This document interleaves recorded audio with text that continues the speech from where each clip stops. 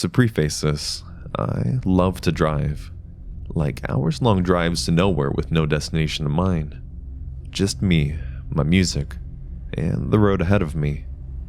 Living in Nebraska, I'd often take back roads or lonely highways, cutting through the countryside to small towns and eventually cities. And I'd usually take these drives at night, since there was less traffic to worry about. I've done it since I've had my license 4 to 5 years ago. I've never had any sort of issue, nor have I ever run into any trouble. That was until a few nights ago.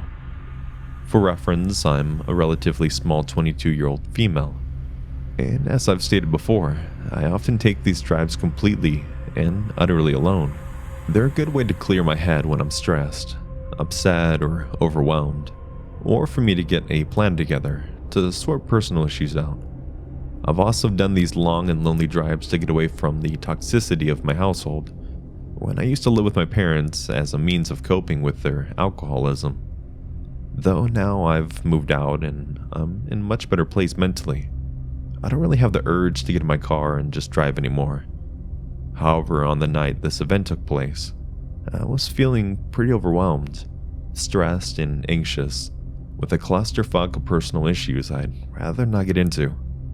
I felt restless and irritable around my boyfriend, couldn't focus on anything else, and decided I would take a drive to clear my head.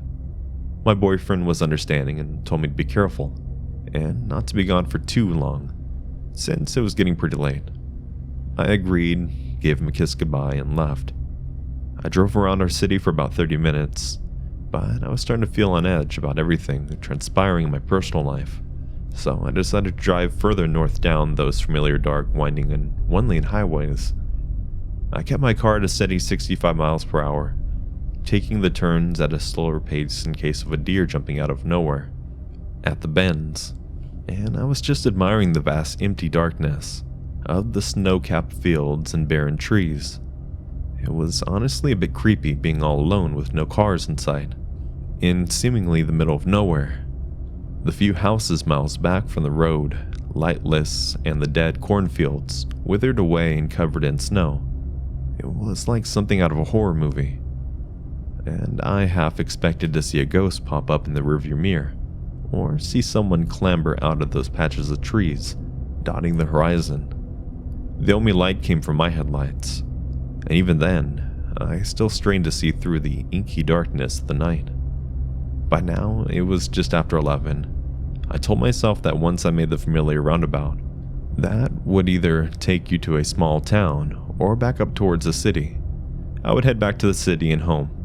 That roundabout was still maybe 15 to 25 minutes away, but other than my imagination picturing the worst, I wasn't really all that concerned. I mean, I was by myself. I didn't have any other motorists to worry about, right? Wrong. As I'm rounding another bend, I noticed a vehicle with its hazards flashing maybe a quarter of a mile or something away from me. It was some sort of sedan, dark colored, and was angled to where only part of it was on the shoulder, while the rest was jetted out into the road, like they were pulled over in a hurry, but didn't quite manage to do that. The driver's side door was flung wide open, and as I slowed my vehicle down and angled it towards the opposite side of the road to pass, I could make what looked like to be maybe blood on the inside of the open door. I didn't see anyone on the road or in the car. I was the only motorist in sight. Cell phone reception is spotty at best in this part of the country, but more often than not you couldn't even get reception, no matter how hard you prayed, which was definitely the case when I took a glance at my phone to see if I had any service. So, a lone female on the road, at night, pulled up near a vacant vehicle that looked like someone had been attacked on the inside, with no cell service. Now, I'm no dummy. I've watched countless episodes of Investigation Discovery and Criminal Minds, and read far too many true crime books to know that this had a bad and danger written all over it. But there was still a small part of me that worried something terrible had happened to whoever was in that vehicle, and I thought I needed to help. Those roads don't get a lot of traffic late at night, and temperatures were well below freezing. If someone were hurt or in trouble, there was no one or nothing else to help them but me. Still, I erred on the side of caution. I was still driving my car, though a bit more slowly, and as I approached the vehicle, I rolled down my passenger window a bit, shut off the music, and called out, "Hey, anyone there? Are you okay?" I didn't hear a response. I worried that they were passed out or something, but I wasn't about to get out and look for them. I told myself I'd call out one last time, and if I didn't hear anything, I would leave, and the moment that there was a reception, I'd call it. And if I did hear someone, well, I'd figure out my next course of action then. So again, I shouted, "Hey, what happened? Are you okay?" There was a silence for a beat, and then I heard rustling in the shadows of the trees, followed by a gruff voice saying, "Yeah." I was relieved at first, and was about to say something in response or possibly even stop my car to get out, when I noticed three things nearly simultaneously.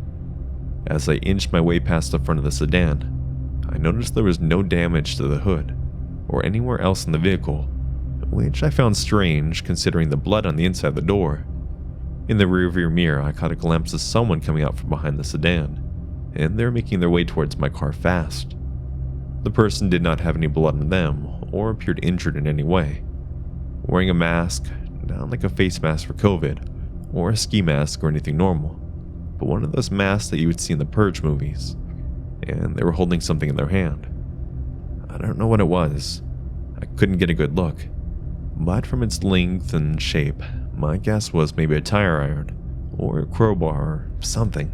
I don't need to tell you that I slammed on the gas the moment I noticed those things and drove like a bat straight out of hell, my heart thundering in my chest and my entire body shaking. My window was still rolled down in my haste, and the music was still shut off, so I could very clearly hear someone, definitely a man, shouting at me, though I had no clue what they were saying. I just knew I had to get out of there immediately. I stole one last look in the rearview mirror as I drove away, mostly to see if they were getting in their sedan to follow chase, or if they had stopped. The man with the weapon was still standing in the middle of the road watching me, and right before I looked away from the mirror, I saw a second man emerge from the trees that had been rustling earlier, also wearing one of those creepy masks, and no trace of blood on him. I probably broke every law for speeding that night, but I wanted to get as far away from those men as possible. As soon as I made it out of that roundabout, I turned towards town, parked in the Walmart parking lot, and thankfully still had cars from whom I assume were workers closing up shop, and proceeded to have a full-on meltdown. When I could pull myself together, I called one of my friends, T, who was a police officer, to tell him what had happened and what I should do. He was concerned for me, and after asking if I was okay, where I was, did they follow me, etc., I told him since it was out of the city limits, he couldn't do much on his end, but he could get in contact with the local police/sheriffs in the local jurisdiction to make my statement and check it out. I agreed, thanked him, and while I waited for police to show up, I called my boyfriend. Through my hysterical sobs and panic, I managed to tell him what had happened, not even 10 or so minutes ago. He was, as you can imagine, super freaked for my safety, and wanted me to either come home immediately or drive down himself to take me home. I told him the police were on their way and they were going to take my statement, so I couldn't leave and that I was okay. But I stayed on the phone with him until I saw a familiar police cruiser pulling into the lot. I gave the police my statement and they assured me that they'd go back to the spot that I told them the sedan had been in to take a look and see if they could try to catch the guys who did it. Though with no cameras and no description of the men, I wasn't sure they'd be able to. I didn't even get a license plate number, though at the time of my panic, the thought never came to mind until the police were asking if I got it. All they had to go off of was a dark-colored sedan and two guys with masks. After I gave my statement, I went home and stayed curled up close to my boyfriend the whole night, listening to every sound in the house, made in fear it would be those guys arriving any minute to finish whatever they were starting.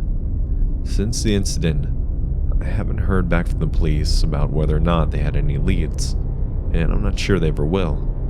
I'm just thankful I'm still here, and that I didn't stop my car to get out. I'm I'm not sure what would have become of me if I had.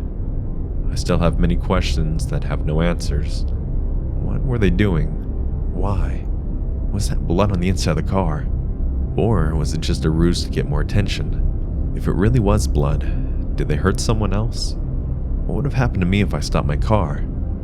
Needless to say, I won't be going on any more late night drives anywhere, and I hope I never cross paths with those freaks again.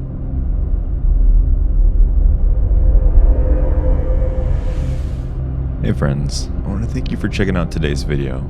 If you haven't yet, please make sure to hit that like and subscribe button to be notified whenever I drop a new video, or whenever I stream. If you guys want some more behind the scenes action, make sure to follow me on my main social medias. Links to these will be provided in the description, including my public Discord server. Also, if you'd like to support me and the channel, please consider becoming a channel member or Patreon, where $1 a month gets you early access to all my videos. With all that being said, I want to thank you again. And remember, keep it spooky.